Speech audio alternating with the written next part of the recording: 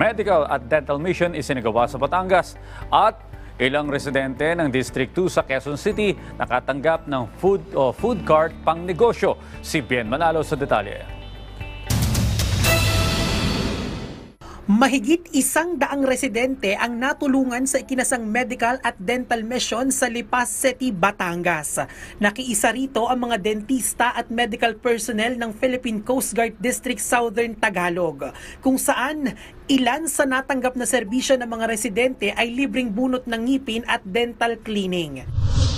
Sa pagnanais namang mabigyan ng kabuhayan ang mga nangangailangang Q-citizens na mahagi ng mobile food cart ang lokal na pamahalaan sa District 2. Dito'y sumailalim din ang mga benepisyaryo sa Basic Food Handling Seminar at Orientation mula sa Market Development and Administration Department.